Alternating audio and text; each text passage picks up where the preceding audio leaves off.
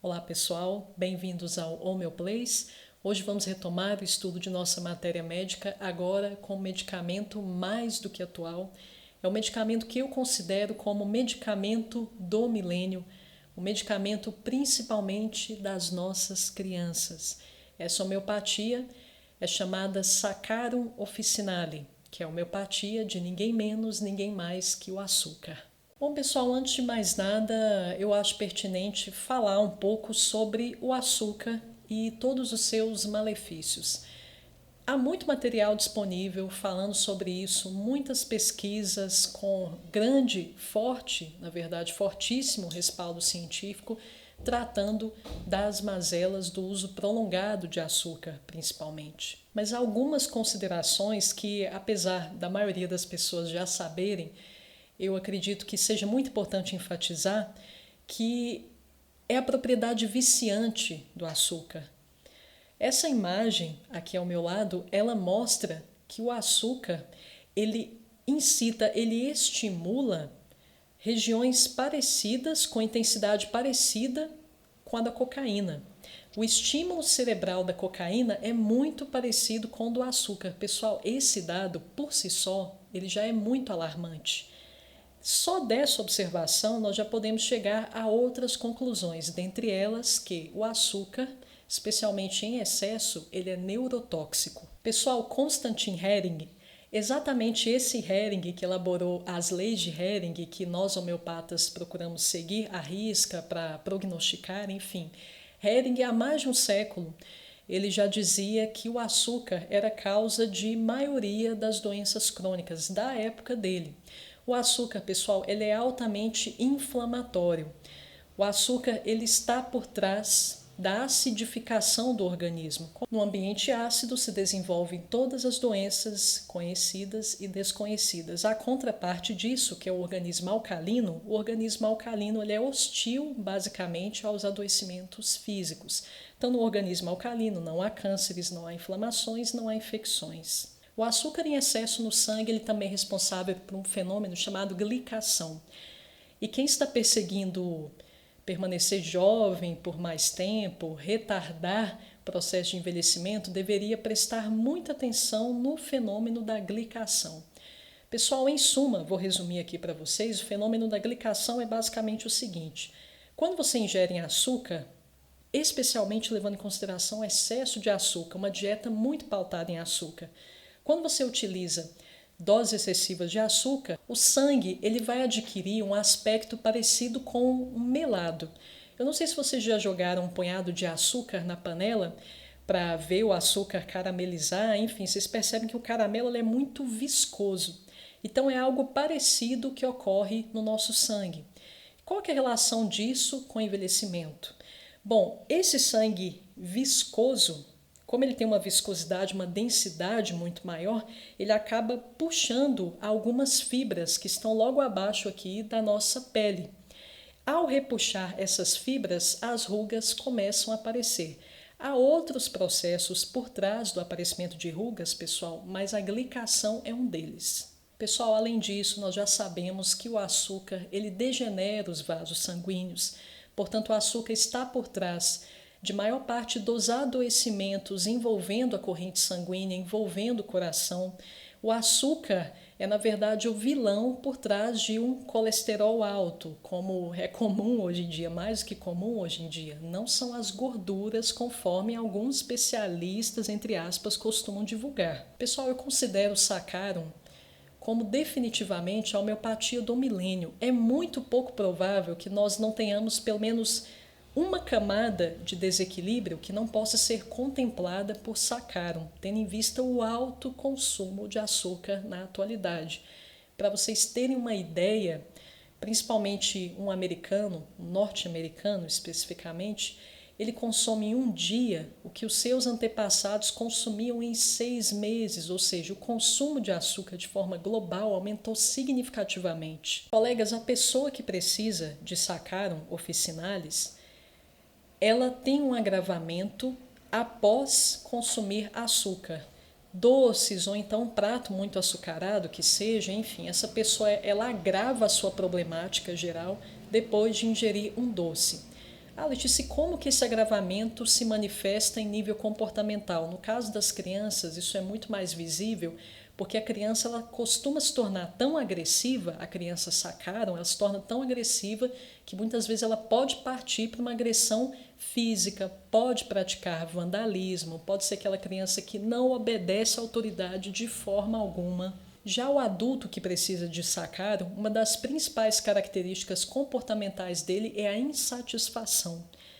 Ele conquista algo, adquire algo e já tem que partir imediatamente para outra conquista, porque ele já está extremamente frustrado, insatisfeito, então ele já tem que partir para outra. Pessoal, não vai ter como falar de sacaro sem falar da mãe, da figura maternal, porque os desequilíbrios de sacaro têm íntima relação com a relação com a mãe, especialmente na infância. Então, a sensação central que sacaro tem é de que ele não se ama, essa pessoa ela sente que ela tem uma autoestima muito baixa e que por isso mesmo ela não merece ser amada pela mãe, não merece ser considerada pela mãe ou pela figura maternal que ela elegeu. Então, um dos gatilhos para que o indivíduo se torne um indivíduo sacaro é a falta da figura maternal. Muitas vezes, pessoal, a mãe fez parte da vida da criança fisicamente, mas ela não desempenhou os papéis que lhe cabiam enquanto mãe. Ela não nutriu atenção por aquela criança. Ela não estava interessada no universo interior daquela criança, só estava interessada em impor a própria vontade, em fazer com que a criança cumprisse suas ordens. Então ela não pôde ser uma mãe amiga, uma mãe que realmente zelasse pela individualidade ali da sua criança, do seu filho. É a mãe, pessoal, que ensina o indivíduo a se amar.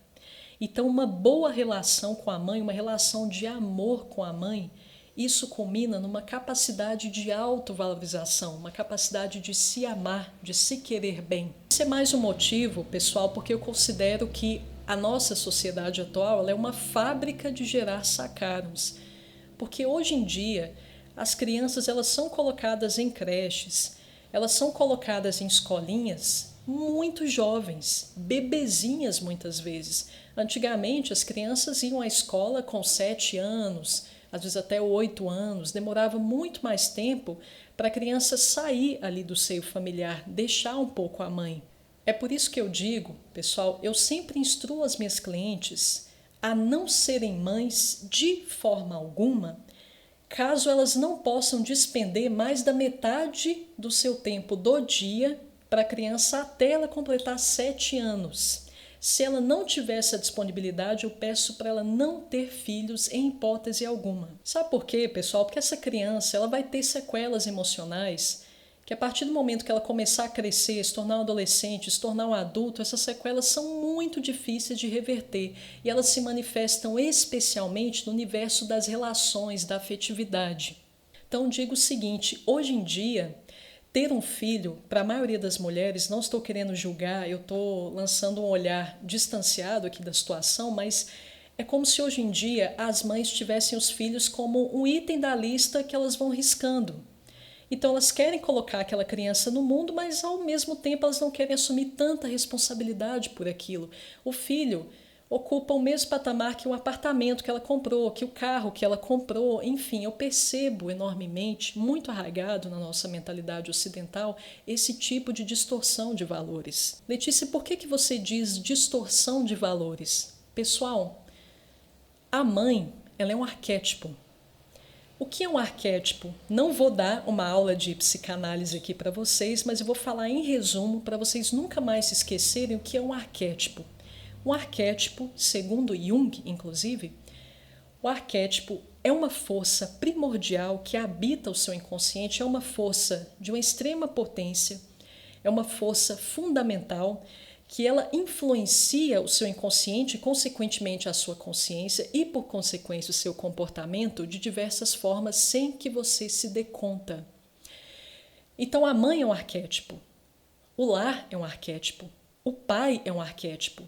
Se você não tem uma casa, se você não teve uma casa, como ela é uma necessidade primordial ali do seu psiquismo, se você não teve a oportunidade de ter um lar, você sofrerá sequelas por não ter tido um lar.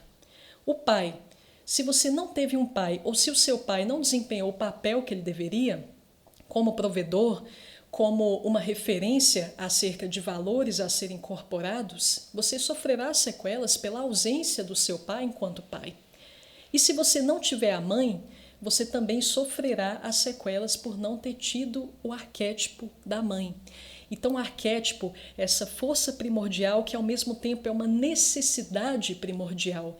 É aquilo que, se você não tem, é como se você fosse um ser humano fragmentado. Faz uma falta e você não consegue, muitas vezes, verbalizar o porquê faz tanta falta.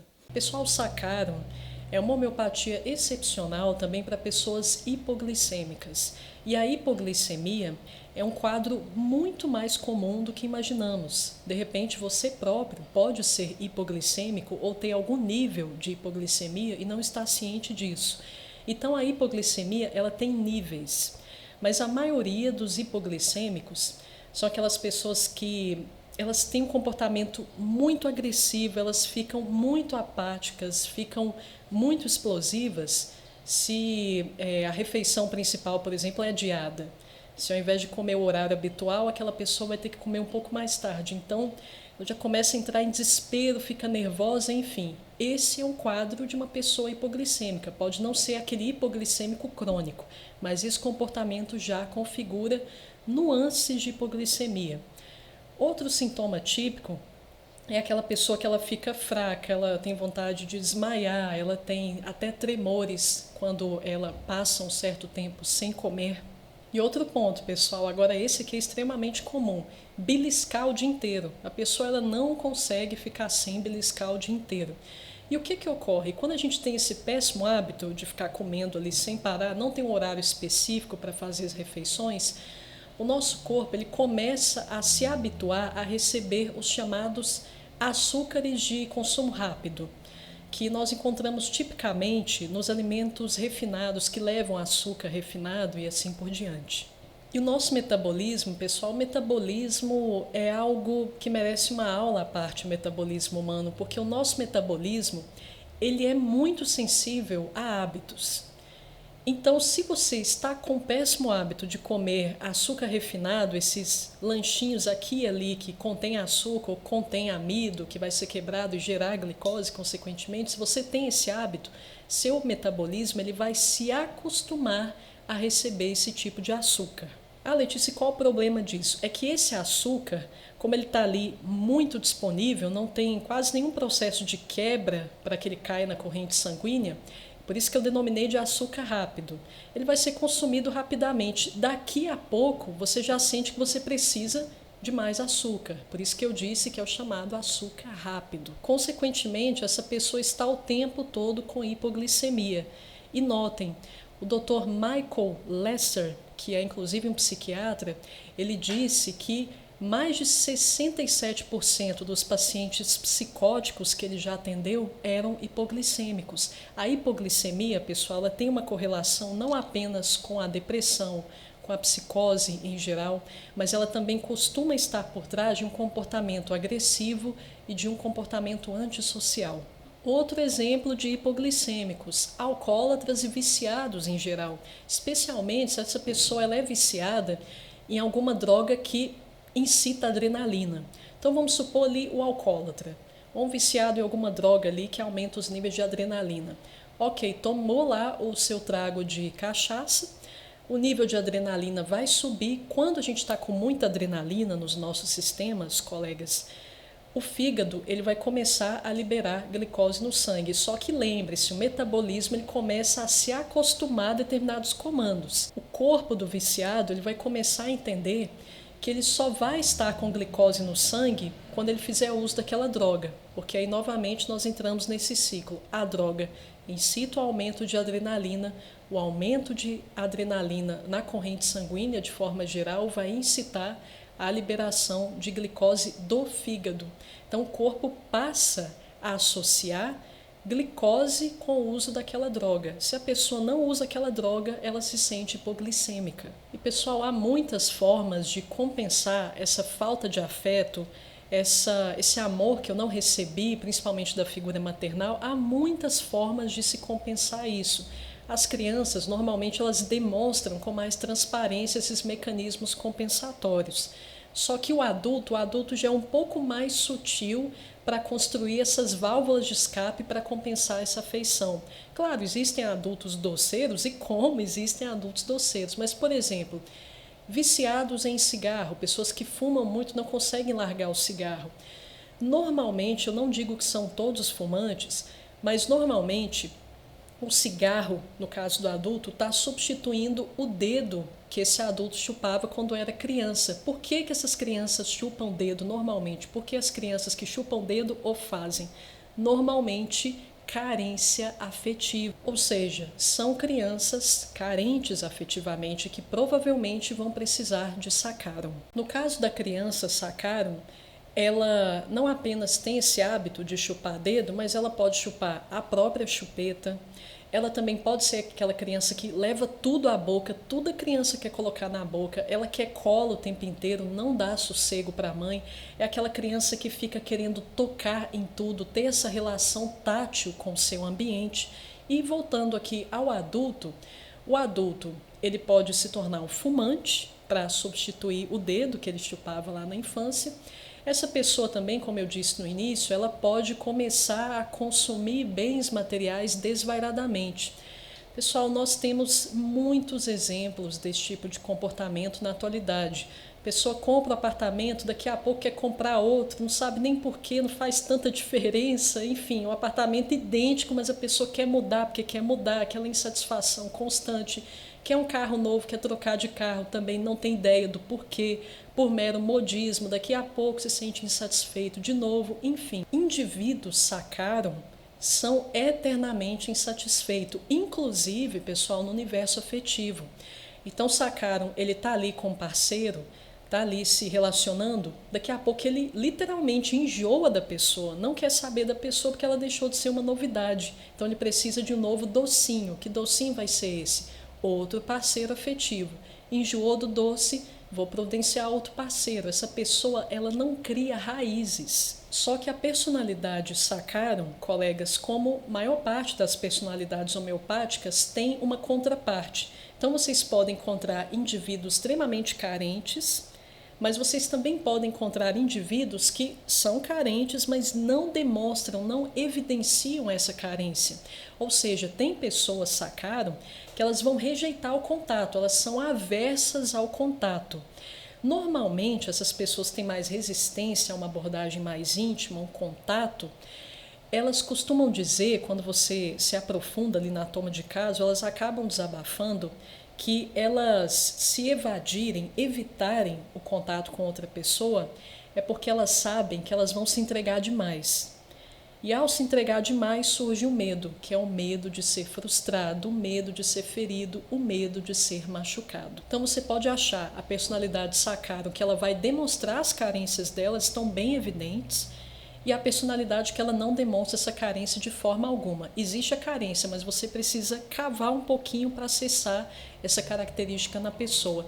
Isso, pessoal, também se estende aos sintomas físicos de saccharum. Por exemplo, você pode achar um saccharum que é esfomeado, que ele não para de comer o dia inteiro, fica beliscando, como eu mencionei anteriormente.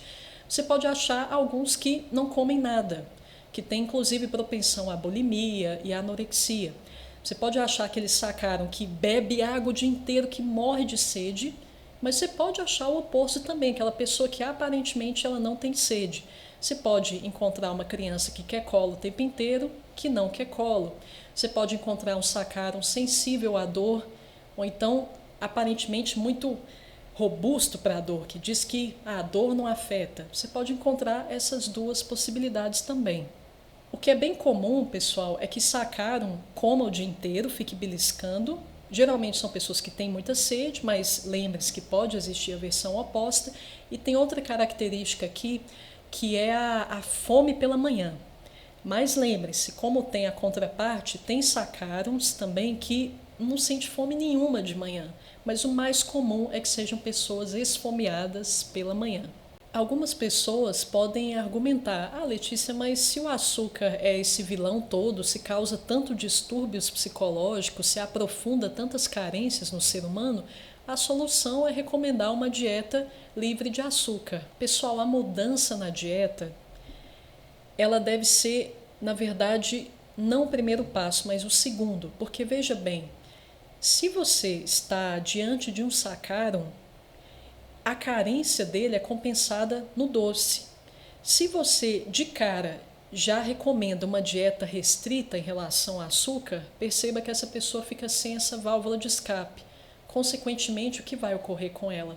Ela se torna mais frustrada ainda, porque agora a válvula de escape favorita dela, o terapeuta tirou dela, recomendou que tirasse. Então, pessoal, eu não sei se vocês já repararam, mas tem muitas pessoas que às vezes se submetem a dietas muito restritas. E a dieta, muitas vezes, em termos nutricionais, ela é uma dieta perfeita, mas a pessoa ela não parece que está bem, parece até que envelheceu, não está com um aspecto legal. Por que isso acontece? Porque gera-se carência. A pessoa ela compensava um certo nível ali de carência na comida. Se você tirar a comida sem tratar o psiquismo dela, ela vai pirar, pessoal. Não procedam dessa forma. Então, a homeopatia do saccharum vem antes de mais nada, para que a pessoa comece espontaneamente a desenvolver uma menor relação com doce. E é mágico, pessoal, todos os meus clientes que já utilizaram o saccharum tiveram muito êxito no quesito conexão excessiva com doces. É um processo extremamente natural, a pessoa simplesmente não quer mais. Isso por quê? Porque ela já não se sente mais carente. A homeopatia trabalhou essa fragilidade psíquica. Pessoal, no repertório nós não encontramos tantas menções a saccharum, mas Kent, ele correlaciona saccharum à rubrica crianças inquietas. Então eu considero saccharum uma excelente homeopatia para essas crianças que têm sido diagnosticadas, muitas vezes até erroneamente, na minha opinião, como crianças com transtorno e déficit de atenção e companhia limitada. Hoje tem várias siglas, eu nem consegui memorizar até hoje todas elas, mas enfim, crianças que tenham esse transtorno envolvendo a concentração, capacidade de foco, de ficarem quietinhas e assim por diante. A criança saccharum, normalmente, ela pode sentir desconforto no abdômen, ela sente uma espécie de dor na barriguinha, ela tem flatulência, ela tem prisão de ventre também. No caso da mulher saccharum, porque há muito mais mulheres doceiras que homens, então eu vou me enfocar aqui nas mulheres. A mulher saccharum, ela sente o seio inchado e dolorido antes da menstruação. Antes da menstruação, a mulher saccharum libera uma secreção marronzinha, e no final da menstruação também a secreção do sangue, ali, do fluxo menstrual, ela é marronzinha também. E além disso, essa mulher, ela costuma sentir, eu não sei se vocês já vivenciaram isso, vocês mulheres, dores na ovulação. Então, não necessariamente é uma cólica menstrual, mas sim uma cólica relacionada à ovulação. E por fim, é extremamente óbvio, mas vale a pena reforçar, que é a questão da obesidade. Obesidade, eu não estou dizendo que a maioria das pessoas obesas são doceiras, não necessariamente. Há pessoas que têm problemas metabólicos de fato e simplesmente fazer uma correção na dieta pode não funcionar, mas enfim. A maioria das pessoas que têm obesidade, elas consomem ou muito açúcar ou muito amido, enfim. E eu não sei se vocês já pararam para fazer uma leitura metafísica do que é a gordura, mas a gordura, pelo menos no caso do obeso saccharum, essa gordura, ela é uma espécie de manta protetora. Ela é uma espécie de cobertor ali quentinho, é uma espécie de abraço que essa pessoa provavelmente não recebeu da mãe durante a infância. Ciúmes. Bom, pessoal, o que é o ciúme? É você ter medo, um certo receio, de que alguém que você gosta, seja um irmão, um pai, uma mãe, um namorado, namorada, enfim, é você ter um receio que aquela pessoa encontre alguém interessante, normalmente você acha que vai ser mais interessante que você, e consequentemente a pessoa que você gosta vai preferir ficar ao lado da outra pessoa e vai te deixar de lado. Então, ciúmes, na verdade, pessoal, ele é fruto de uma insegurança muito grande. Eu não acho que eu dou conta do recado, eu acho que eu sou tão inferior, eu me acho tão desinteressante, minha autoestima ela é tão baixa, que eu acho que qualquer um consegue cair na preferência daquela pessoa que eu gosto e, portanto, eu me sinto enciumada. Então, Saccharum também é considerado um dos melhores medicamentos homeopáticos para harmonizar o bendito ciúme. Colegas, vamos agora a alguns sintomas secundários de Saccharum, porém comuns quando nós temos genuinamente uma personalidade Saccharum diante de nós. Então vamos lá: dormência ou formigamento nas extremidades, especialmente nos braços e nos dedos. Panarício, eu não sei se vocês sabem o que é panarício, mas é basicamente um tipo de micose na unha, que deixa a unha com um péssimo aspecto, totalmente corroída. Verrugas, sinusite, os pés são quentes, secura na pele, pontos brancos no rosto, braços ou em outras partes do corpo, secura do cabelo, unhas, mãos, pés, parte interna do nariz, olhos, boca, garganta, vagina, inclusive as fezes também são ressecadas. Bom, pessoal, agora uma última reflexão. Não sei se vocês já repararam, mas é muito mais comum mulheres doceiras que homens. Vocês já se pararam para se perguntar o porquê disso? Quando nós estudamos essa matéria médica, Saccharum, nós entendemos o porquê, ou pelo menos um dos porquês. Nós falamos aqui do arquétipo, dos arquétipos. E um dos arquétipos humanos é a figura da mãe. Nós precisamos dessa referência maternal, por isso ela é um arquétipo, é uma necessidade primordial. Se você não teve uma mãe, mas meu pai foi pai e mãe ao mesmo tempo, então você não teve mãe. Uma mãe, ela precisa ser a pessoa que lhe gerou ou lhe reconfortou, lhe proveu no sentido de afago, zelo, carinho, nutrição, atenção e assim por diante. E acima de tudo, ela é uma mulher. Nós associamos a mãe a essa figura com todas essas características que eu citei e ela é uma mulher. Daqui nós já podemos depreender que a mulher é inerente da mulher a qualidade maternal. Não importa, pessoal, se você, mulher, está muito distante disso ou se você tem resistência com a maternidade, mas corre nas suas veias um instinto maternal, tendo você ciência disso ou não. Então, uma mulher, ela é uma mãe ao mesmo tempo, ela tem essa natureza inerente a ela. Vocês percebem claramente isso nas crianças, nas menininhas, quando elas são muito pequenininhas, elas têm esse impulso de brincar com boneca. E normalmente, como é que é essa boneca? Essa boneca, ela tem um aspecto de um bebezinho. Tamanho instinto maternal de uma mulher. Veja bem, já se manifesta numa menininha de 2, 3, 4 anos. Às vezes essa criança, ela brinca até por mais tempo, até bem mais velha com essas bonecas. Tamanho esse impulso com a maternidade. Só que o que poucas mulheres sabem é que a maternidade, ela começa de dentro.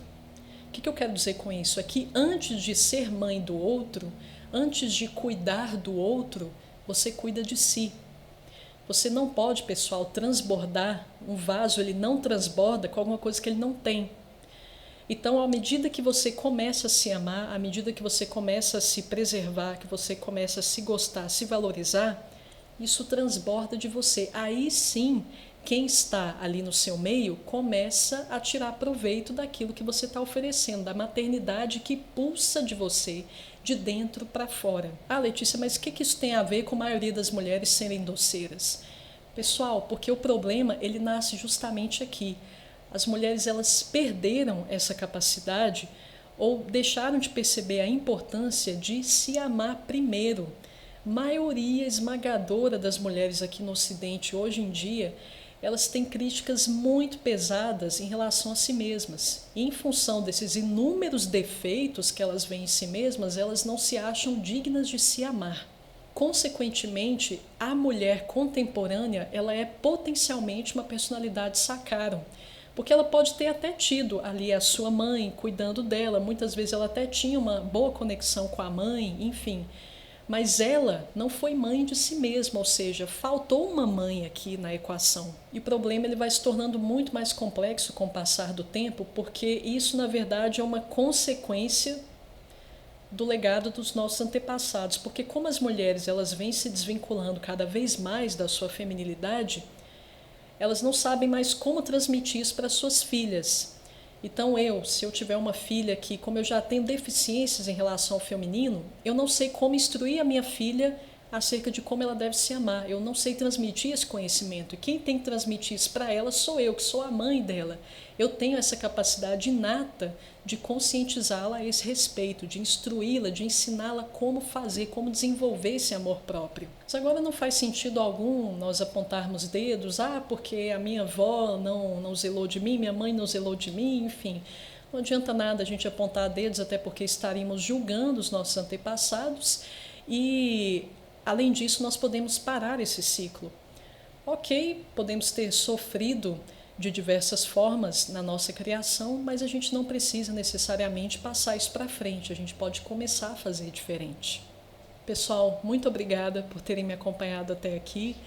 Perdão o excesso de informação, mas eu não poderia simplesmente tratar de Sakaram sem falar de temas como maternidade, amor, os malefícios do açúcar, enfim. Vocês percebem que todos esses temas estão altamente intercalados, interconectados na análise dessa matéria médica. Colegas, um forte abraço a todos vocês. Comunico mais uma vez que o Homeoplace ele dispõe de seu grupo de estudos, de seu próprio grupo de estudos no WhatsApp, o Healing Place.